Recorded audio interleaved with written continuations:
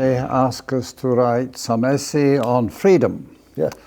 So I go to the library, and there is this book, which I still have, and a series of books by this professor called Conditions of Freedom.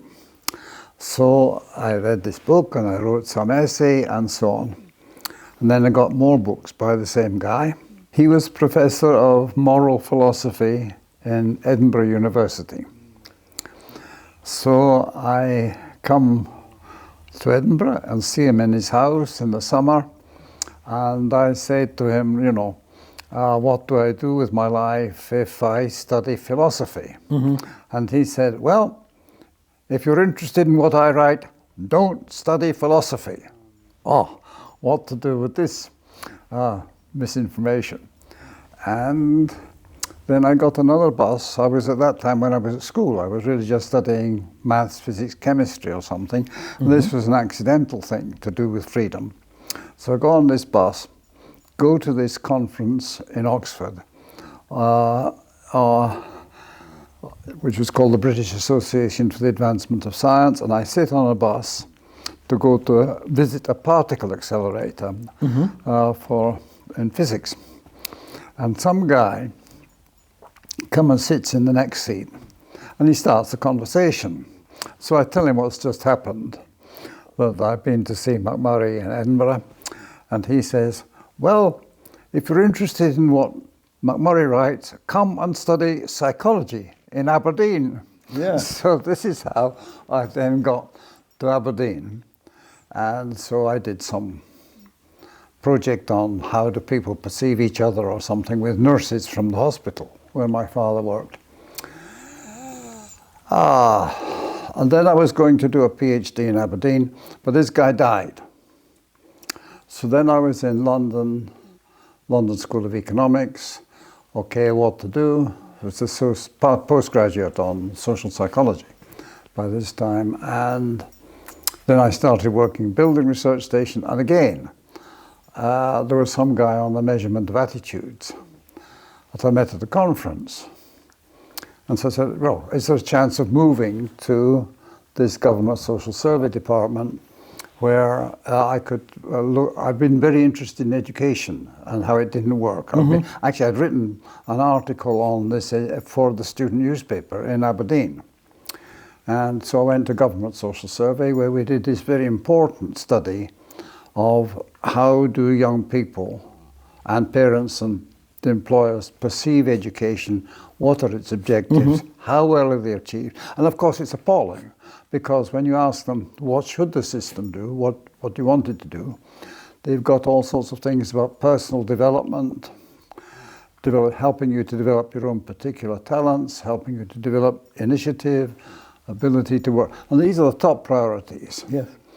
And somewhere among these, there is something about examinations. But ask about aspects of subjects not required for examinations. They're not interested in this. It's only the certificate that they were important. So these other objectives. So the question then is, what about how to make an educational system that will pursue these wider objectives that everybody think are most important? But when you actually look at what happens in classroom, of course, it doesn't happen, except in a very few classrooms. So then I thought, then again, same thing happened.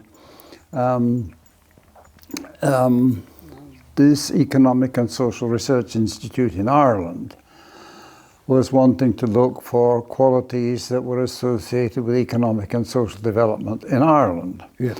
And some guy came from their institute and said, what about coming to Dublin? So I went to Dublin. And unfortunately, another guy in the same institute wanted to replicate this study we had just done in England, in Ireland. But they hadn't got the resources, really, the survey facilities and processing facilities, really, to do it. But actually, that study has been replicated, the one in Government Social Survey, Young School Leavers, that's been replicated in many different countries. Because once one person had done it, Other people can replicate it. But actually to get it started the first time, it's extremely difficult because everybody says we can't fund it. Blah, blah, blah. That one was funded, and then other people, and the results are always the same, of course. So this system simply doesn't work. Well, there's more to that story, but never mind. So anyway, I got more and more involved in this educational research, curriculum development. And so, but then there was a change of director in this institute in Ireland. And he thought, he was an economist. Oh, well, this is a waste of time, you know, bye-bye. But fortunately, at that time, my father died, and it was obvious that somebody should continue with this work. And so my brothers said, okay, you know, you do this half-time and this other stuff on education. So that's how I got in this progressive matrices. I wasn't interested in this progressive matrices stuff at all, although I had worked a bit in, my father had, it was actually the first department of clinical psychological research in the world. So this was a new institute, but there's only one or two people, of course, in this mental hospital in Dumfries. I think maybe we visited there, I don't remember. But anyway, so, but every year he had students come and participate, because there's of course no funding for this research. And so he had students come every summer. And so I joined them one summer doing bits. But otherwise I wasn't interested in this stuff at all, and then I got more and more involved, of course, with. So you practically were interested in the same things at the beginning, but you have been interested later on. Yes. And education and the social. Public management, yes, that's right. Economic development of different kinds of society and so on. Yeah. Well. Still, let's start with the Raven matrices. Oh, no. Can we go now, please? It's actually very interesting that what you write about it is that it's a very useful research instrument, but many times, or most of the time, it is used for a wrong reason, for the wrong purposes. Well, I mean, if you want to run an army, and you want the quickest way of selecting officers, progressive matrices, there's no doubt about it. This is the most cost-effective way. In 20 minutes, you can get everything with progressive matrices that you can get out of assessment centres. You have these guys building boats, building bridges, and of course they don't have any way of recognising other talents, so they end up again selecting the best guy. Even so, Ising showed this with this army data in the Second World War, that they had these war officer selection boards running these assessment centres. 20 minutes, progressive matrices, just as well done. Now that doesn't mean all that much, because the predictive validity actually predicts level of job attained, but not how well you do in the job. And that's because there are all sorts of other things that determine how well you do. And all sorts of people in the jobs are not playing the game again anyway. They're playing some game of their own. I mean, I had about different research assistants, and only 1 in 9 would do what they were, quote, supposed to do. The rest were all playing some other game, which was nothing to do. You know, they came to their offices, and they would organise Communist Party meetings. They used the telephone, the official envelopes and everything to play this other game instead of what they were normal. So you get these people. You got people that were preoccupied with getting themselves promoted in the organisation. Doesn't care about how well you actually do the job. Other people, what are the regulations for what are you entitled to at this level in your organisation? So they'd worry about the size of their carpets and things, and they'd spend all the time trying to get there. And it's just crazy, the occupational world. And so this predictive validity, level of job, social mobility, very, very clear. 2/3 of social mobility in Scotland is determined by 11-year-olds IQ test, not necessarily progressive matrices. So I'm still part of a study where we were all, the whole population of Scotland were tested with not the progressive matrices, with this Murray House intelligence test when we were 11 years old. And they were able to follow us up when the first group, when they were 80, they were born in 1921. They followed them for 80, and now it's 1936, and now they follow up the last 15 years. So we go and do more tests and blah, blah, blah, and where we got to. So social mobility, you have to section the data from where you began and where you end up. You can't just talk about upward and downward mobility. You've got to do it in relation to what was characteristic of your group and where would you end up. So you've got to look at 2/3 of social mobility in both Scotland and the United States is determined or predicted from 11-year-old IQ test. The Americans take to age 40 to get the same level of association because we've got such a mess of an educational system. Scotland sorted everybody out when they were 11. You go that school, you go that school, the hierarchy. So the whole thing is to do with hierarchy. This is the problem.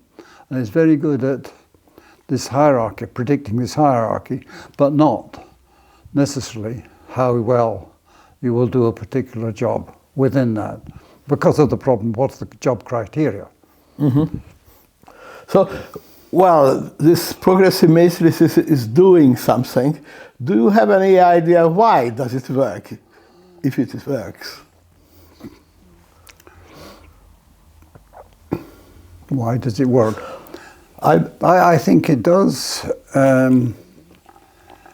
support this notion of general cognitive ability. I mean, there's this, again, it's one of these things that various people have looked at what are these different abilities and how are they associated with each other. Yes. And you always end up with this general cognitive there factor. Is a general factor. And progressive matrices at the center of this picture. But it was a great idea, it seems. It was somehow your father stumbled upon it. Yeah. Yes, he was, what happened was he was a geneticist, Lionel Penrose, and again, one of these accidental stories, how you get jobs. He was a student of Spearman, and this guy Penrose had written to Spearman, or asked Spearman, to go and recommend somebody to work on this study of the genetic and the environmental origins of mental defect. Spearman gave my father a letter to take to Penrose. And when father got there, I realized, he said, well, I could do that. So he got the job with Penrose to travel around a part of the country and test every family where there was one or more child who had been diagnosed as having mental defect, and they tested all the children and the parents of the family. So they had to go and do this testing in workplaces, factories, where parents were working and so on. Go to all the homes, which were busy, overcrowded, noisy. And they had got this, it wasn't the Vexler, it was the Terminal, whatever it was called before. And he found it very difficult to administer this test in these different environments, different age groups, because they had small children, through to the grandparents, you know, the parents who were now older and so on, all different ages. They found it very difficult to administer this test. And then when you got it, you didn't know what all these different subscores meant. And he thought, for the result of this experience was that, as I said, he was a student of Spearman. Spearman had developed this theory of what now called general intelligence, and with these two key components, they're not factors, two key components of meaning-making ability, making sense of confusion. How do you make sense of the world? And the other component, reproducing what has already been. So then he thought, my father thought, oh well, you know this story, I think you know this story, that somehow or other, Spearman had a test which he just with students, showing this meaning-making ability, and it got these pictorial items in a series. And somehow my mother and he, I don't know, can't imagine why, they were playing this game called noughts and crosses, which I think Americans call tic-tac-toe, Yes. where you have a matrix, so 1, 2, 3, 1, 2, 3, and Yes. you're filling noughts and crosses. And what they did, because it was snowing, they put snowflakes in the cells of the matrix and tried to make progressive snowflakes that would end up. Oh, this was the idea, and this gave rise to this progressive matrices test. Exactly, this noughts and crosses game. I think the second line of your research and interest was actually education from the very beginning, I think, until now. What is the main problem with education, and what could be done about it? The objectives of the system can be expressed in Darwinian terms. Darwin talked about a bank in which 1,000 flowers bloom. So what you have an educational system, you want a system that creates 1,000 different flowers, 1,000 different children with different talents and abilities. And indeed that can be done, The problem is that if you want to create a bank in which 1,000 flowers bloom, you need to create different environments for all the different species of plants. You can't just say, okay, now we have more of this. Of course they need light and so on, but the actual environment that will enhance the development of all these different plants is different for the different species of plant. And they all interact with each other. So that if you want an alpine meadow, the different species and the different creatures in the soil all interact. So the problem is to create diversity. And actually nobody knows very much. I mean, some parents, a lot of parents, know how to enhance the particular talents of their children. Yes. Their parents know very well that all the children are very different and have to encourage, if they're interested in developing the talents of the children. Some parents are not. They're just interested in forcing the children to behave.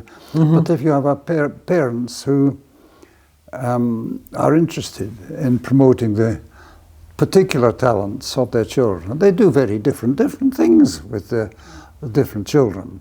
And so when you have a classroom of 30 pupils, it's extremely difficult to create an environment. Or it can be done. Now, so we started looking at the multiple reasons why nothing changes. And there are a whole series of these, and they feed back so that the assessment system puts people into a hierarchy. People complain their children are not doing well. They look for some recommendations as to how to fix the system. Those that say, oh, well, we need more testing. And so that just perpetuates, it creates a loop, which perpetuates the system. It's difficult. It becomes a system, multiply determined system. And one of the big problems human beings is changing any system. That's the problem with the economic system. It's multiply determined. You can't just change one bit and expect, because it reacts. It reacts. It's a law of Forester's law is single factor intervention in complex systems always has unexpected and usually counterproductive effects, because it's difficult to understand. So you can't just change, well, people do change the tests, but that only makes the system worse, but it doesn't fix it in a sense in creating a system of diversity. So the first thing is a system of governance. Instead of being centrally determined directives, we're going to fix the system by a single directive. Now we will have more testing. Instead of that, you need a system that innovates and learns on its own, where teachers are encouraged to experiment, where people can be involved in developing alternative forms of assessment, and you can get a variety of options that evolve. So it's the public management system is one component of this, and we've written quite extensively about this. But the other one, which we perhaps didn't pay enough attention to, is this hierarchy, this progressive matrices hierarchy of smart versus dumb. And essentially one of the main drivers of the system is this, what Bookchin calls the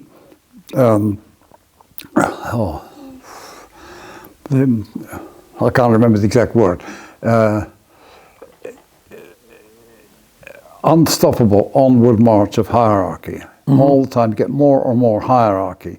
And understanding this, so at the present time we've got a system where we allocate more and more power to these external organizations like the World Economic Forum and the World Health Organization, and this hierarchy grows all the time and makes more and more stupid directives like this lockdown policies and so on that are generated through this hierarchical structure, which believes that there are some wise men out there who will tell everybody, and everybody believes this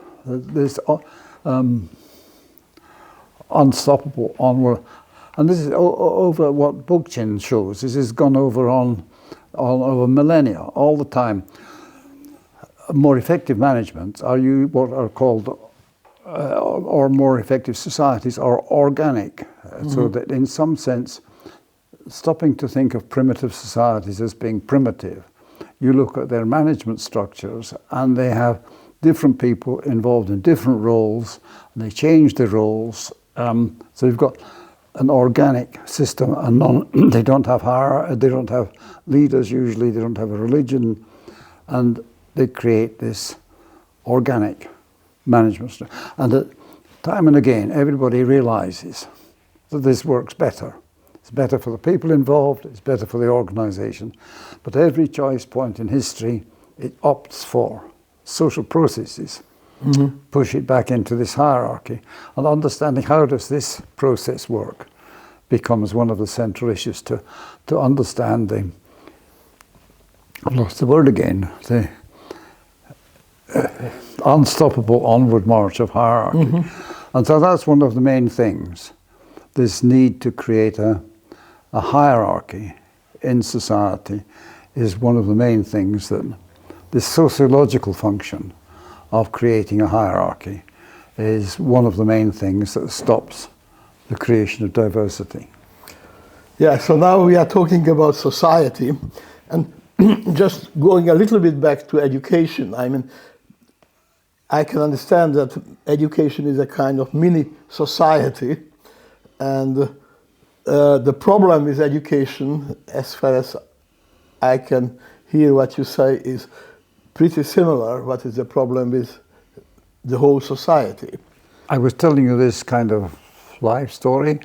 So this contract with the Economic and Social Research Institute came to an end, and one of these chance happenings, I was at conference in which some guy, because I was on this council of this International Association for the Evaluation of Educational Achievement, which was the precursor to this PISA thing.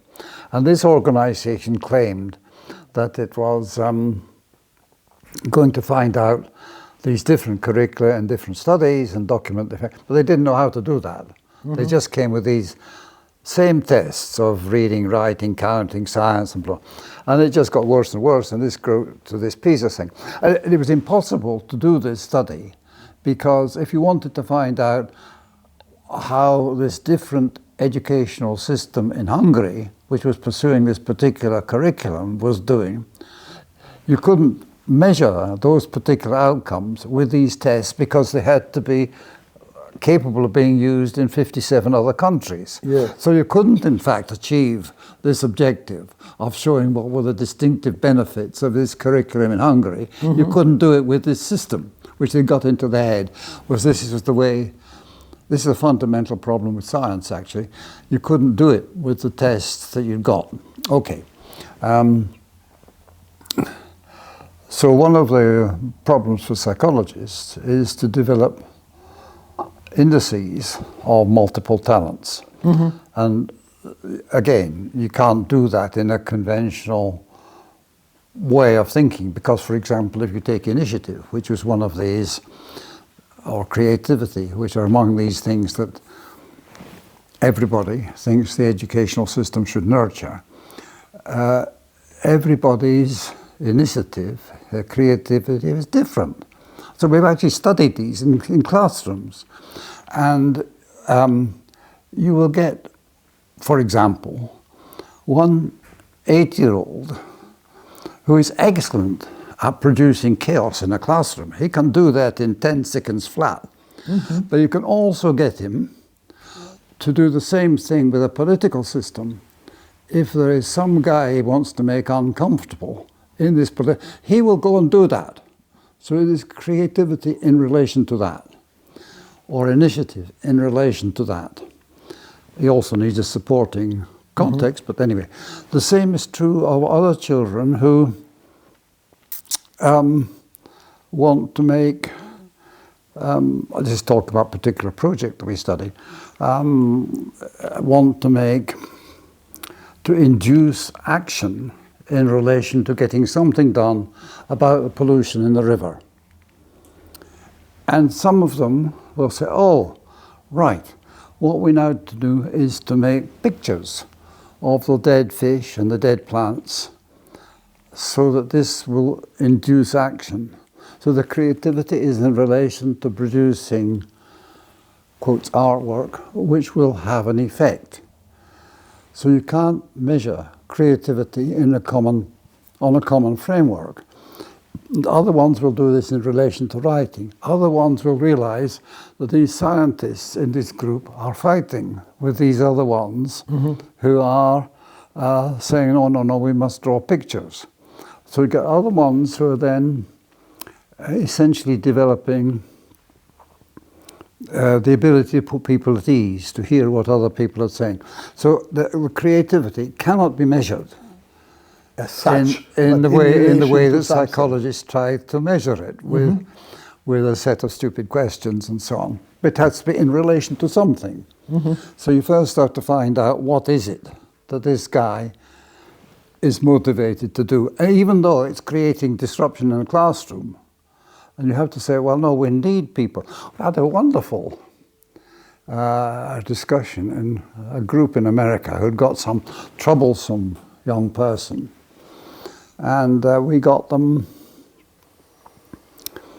to fill up some of our questionnaires about, there's the teachers and counselors, got them to fill up. And we got this pupil, a student, to fill up. And we had a variety of options about, what you may be motivated to do. And he immediately went along to, and all the other ones went along to creating disruption and so on.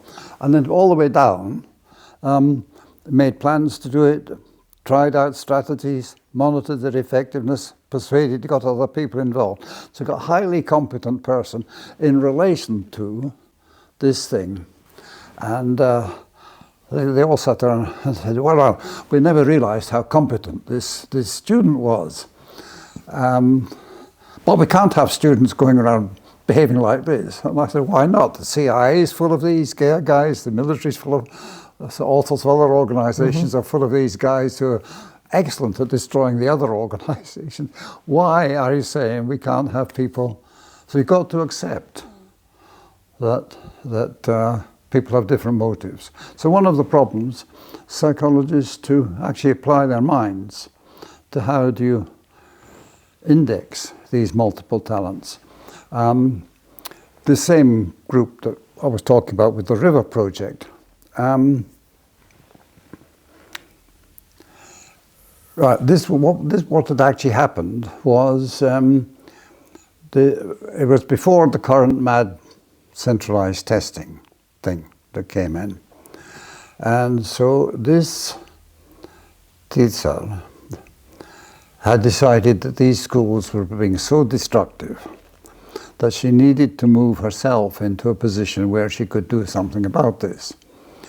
So she moved herself into a small 2-teacher rural school where there were only 2 classes, age group, mixed ability, and where she could get at the parents and so on. So she could talk to the parents about it. So she was able to move toward this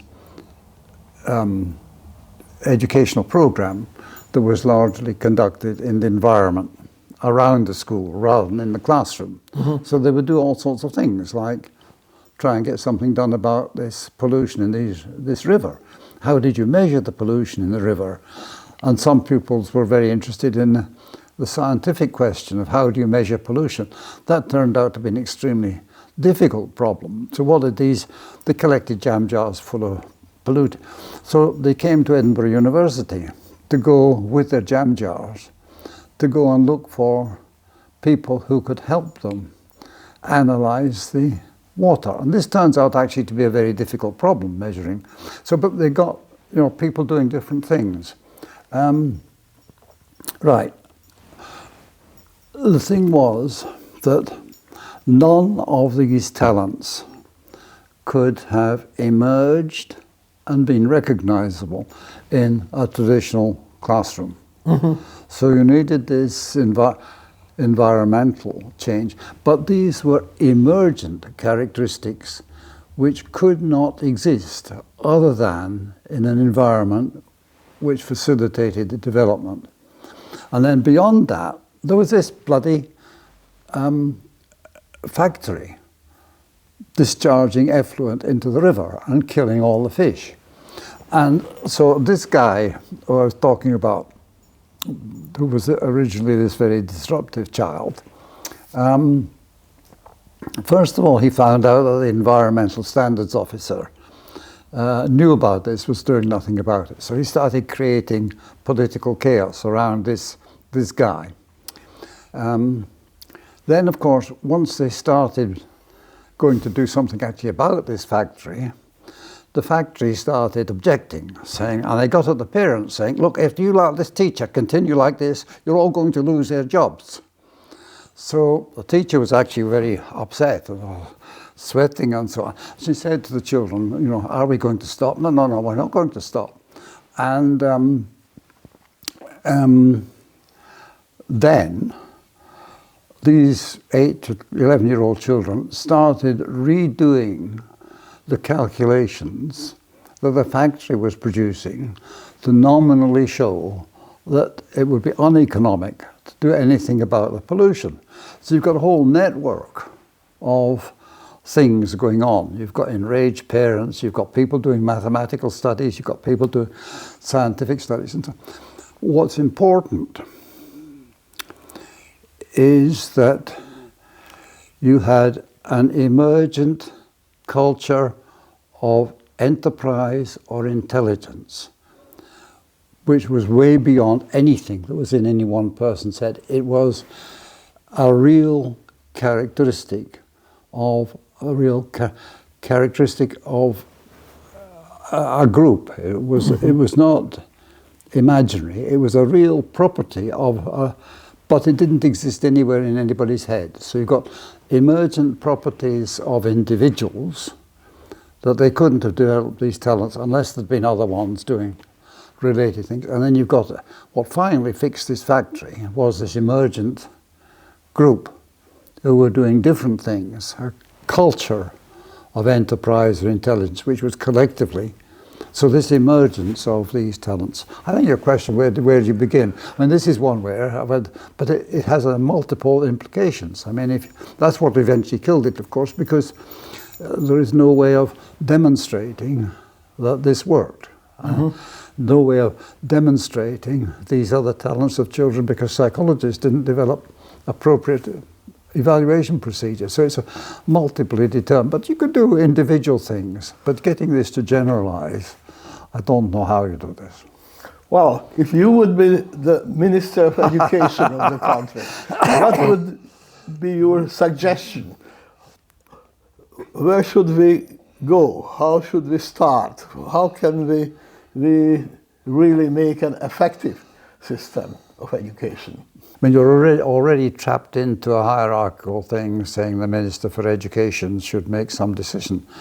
I mean, what you want to do is create this culture of innovation, the process of managing the education, creating a climate of initiative for teachers. But you were telling me about sometime in Hungary that they had some more time for teachers to do what they wanted because of some change.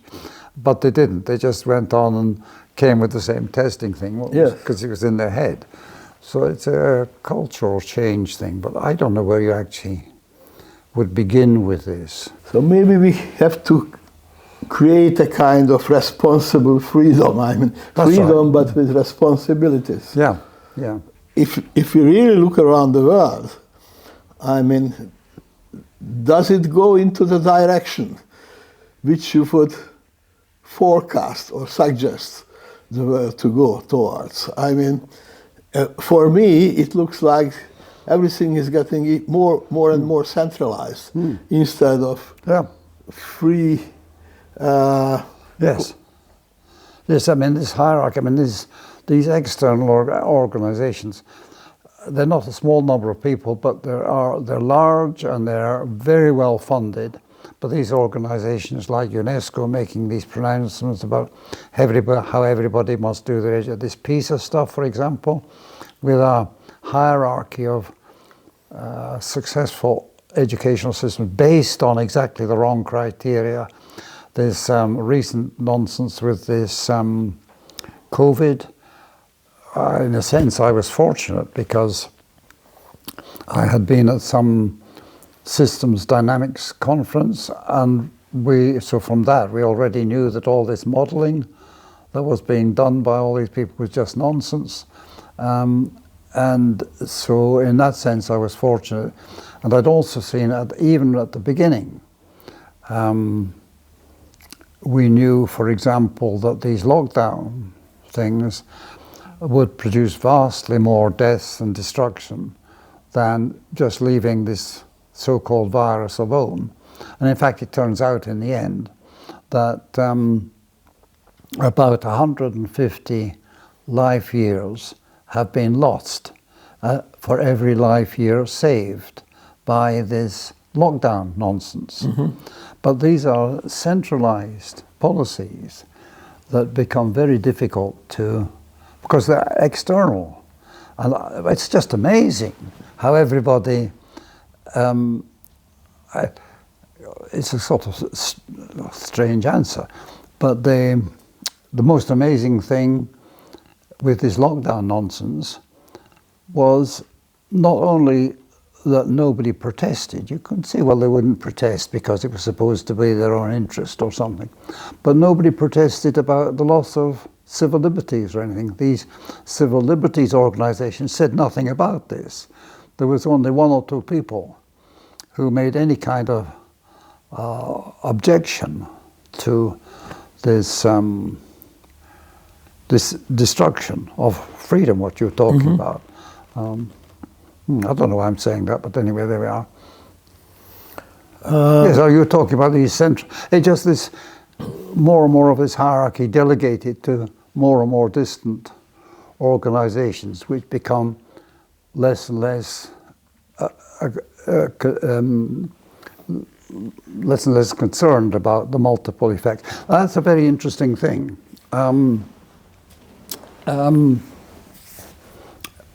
This has been my most recent transformation of my thinking, in a sense. It happened, again, accidentally, because I was asked to do something about early childhood education. This Indian scientist, she's an environmentalist, Vandana Shiva, very, very influential Indian. And she wrote a couple of books, they may be in that pile there, I don't remember. You can understand that one example, for example, is that all these companies and all these scientists are producing all sorts of pesticides and fertilizers. The only thing they're concerned about is the yield of the short-term yield, because even if you follow it for 10 years, it doesn't work. The short-term yield of putting out these pesticides and fertilizers. But actually, these pesticides and fertilizers kill all sorts of organisms in the soil, and so that it is no longer capable of generating these kind of yields over a long period of time. They also poison the birds and things, who then feed into our own feed chain. So you've got this whole loop of destructive effects of these pesticides and fertilizers. Now, what she says is, this is a problem with the concept of science, where it is you're entitled in conventional science to look at one outcome or one variable at a time. And what you need to do is have comprehensive evaluations in which you attempt to look at all the short and long-term consequences of the intervention. And that is a scientific problem. Now, other people have argued it is a political problem. They say it's a politician's job to look at the multiple outcomes. My argument and her argument is that it is a scientific problem, and it is a scientific problem in relation to the evaluation of educational programs, for example, where you do not look at all of the effects of this particular way of thinking about testing and so on.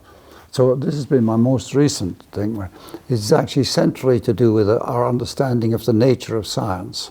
And again, if you go back to this 1,000 flowers bloom and so on, again, if you want, you can't do this in multivariate studies to look at what make these 1,000 flowers bloom. You've got to examine the particular relationships that occur in the families and so on. You're going to children.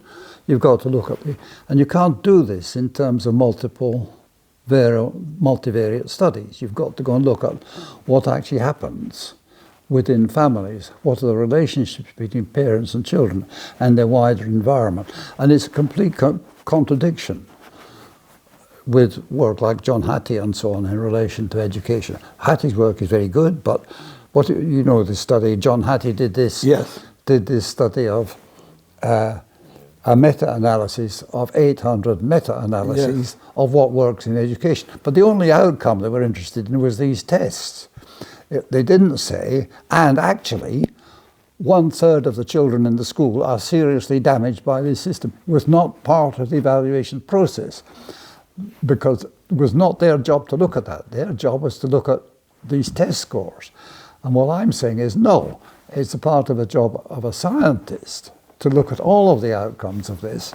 So it's a concept of science in which you're entitled to look at, or you should, experimentally vary one thing at a time and ignore the other ones. It's a science. I've come to the conclusion this science is actually quite destructive, this concept of science. Maybe with more technology, or we can see the complex system as such, as a real complex system. So there might be some hope in the development. Maybe. But I can follow you that if you simplify a complex situation, then you almost ought to arrive to a wrong conclusion. That's crazy, that's right. Yeah. So probably we have to be.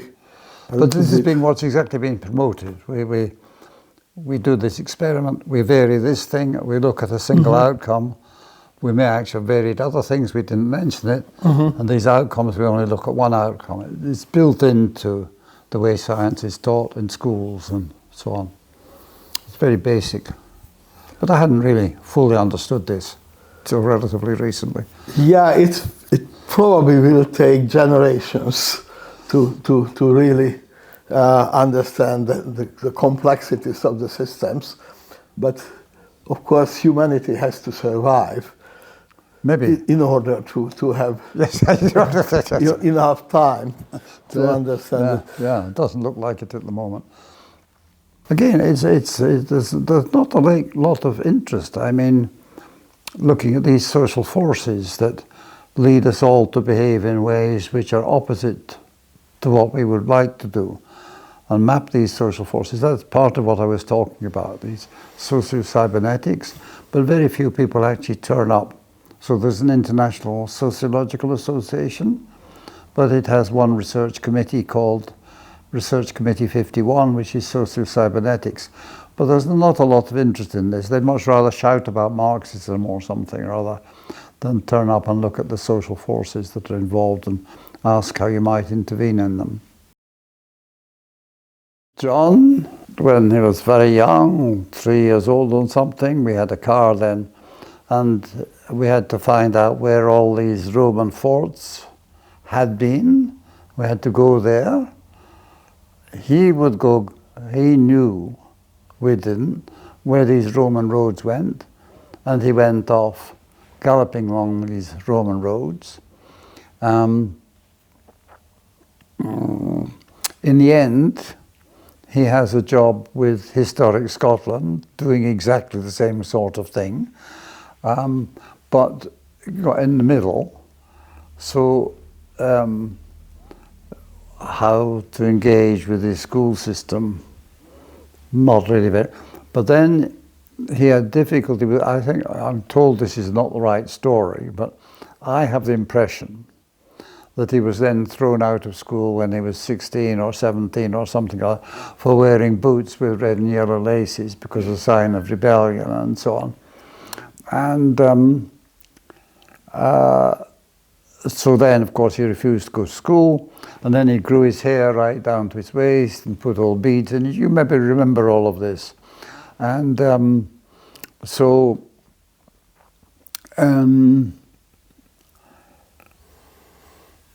he would get up at, I don't know, midday and come back at 4 o'clock in the morning or something or other all this time.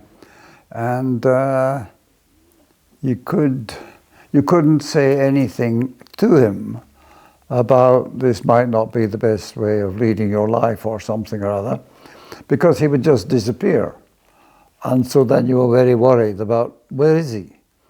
So in the end, he went on with this until he was about, I don't know, 24 or something. And they used to have these groups, 30 young men in black leather jackets who used to come and play this Dungeons and Dragons and Call of Cthulhu game upstairs. And so for years, we kept meeting people in the street. Oh, I know you. We used to come to your house and play Dungeons. This is still going on, this Dungeons and Dragons. The small group is still meeting on Zoom, playing this Dungeons and Dragons, other than just let him go the way he was going, as it were. Yeah. I mean, we took him to Roman forts, but we didn't get involved in playing Dungeons and Dragons and things. We didn't close the door on the Black Beetles who used to turn up. And, but it wouldn't have done any good, because they would just have moved out. He got involved in a medieval battle reenactment society, and of course he was much too be young, really, to go around playing with all this gunpowder and everything.